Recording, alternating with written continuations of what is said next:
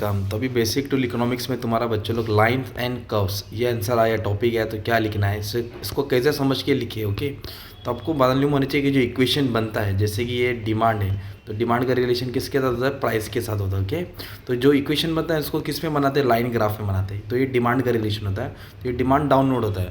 और अपने सप्लाई भी सीखा है, सप्लाई क्या होता है? अपवर्ड होता है। तो ये लाइन ग्राफ होता है। ओके, तो अभी देखो क्या लिखा है, फंक्शनल रिलेशन दो चीज़ का, मतलब किसका रिलेशन? डिमांड और प्राइस का बिटवीन वेरिएबल, ये वेरिएबल हो गया, in the form of equation को फॉर्म में रहता है, उसको कैसे? लाइन ग्राफ बनाते हैं।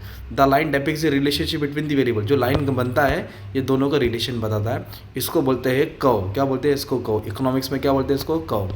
तो अलग अलग टाइप्स के लाइन और कर्व्स होते हैं, तो there are different types of lines and curve. तो सबसे पहला equation or graph or straight line. तो एक होता है पॉजिटिव स्लोप, एक होता है नेगेटिव स्लोप। पॉजिटिव स्लोप का मतलब क्या होता है? मन में क्या, दोनों चीज़ के बीच में पॉजिटिव रिलेशन। ओके, ये होता है तुम्हारा पॉजिटिव को, ये अपवर्ड जाता है। पॉजिटिव को किधर जाता है? अपवर्ड जाता है। ये तुम्हारा होता है नेगेटिव स्लोप, नेगेटिव किधर जाता है? डाउनवर्ड। तो एग्जाम्पल डाल सकते हैं, price and supply have positive curve, price and demand have negative curve, downward. ये तुम्हारा वो बन जाएगा। फिर होगा constant function, it is the function which take the same value, मतलब कोई चेंज नहीं होता है। जैसे एक होता है हॉरिजॉन्टल लाइन, तो इसको बोलते हैं हॉरिजॉन्टल लाइन, और इसको बोलते हैं वर्टिकल लाइन, कोई चेंज होता नहीं। तो ये आपने पढ़ा था, ये प्राइस इलास्टिसिटी पढ़ा था ना, unitary elastic, perfectly elastic, relative elastic. एक परफेक्ट इलास्टिक, एक परफेक्टली इन इलास्टिक, इसमें इनफाइनाइट, इसमें नो। तो ये वाला था। ओके, फिर होता है identities. The value of left side of equation is identically equal to the value of right side, मतलब जो भी वैल्यू है वो दोनों इक्वली रहेगा। मतलब कैसे रहेगा? इक्वली डिस्ट्रीब्यूट रहेगा, ना ज़्यादा रहेगा ना कम रहेगा, मतलब एकदम बैलेंस रहेगा, इक्वल रहेगा। और नॉन लीनियर का मतलब क्या होता है? Equation that are graph curve line, मतलब वो ऐसा बनता है कर्व। इसको आइसोकॉन वाला बोलते हैं, इनडिफरेंस कर्व बोलते हैं ना, ये कर्व्स होता है। ओके, इसको कर्व्स बोलते हैं। और non linear curves can take different shape, इसका अलग अलग शेप रहेगा। अलग अलग शेप बोलो तो ऐसा रहेगा, ऐसा रहेगा, ऐसा रहेगा, कैसे भी रहेगा। ओके, तो लाइनर ग्राफ कहाँ काम आता है? इट क्या कहता है? Graphical depiction of functional relation.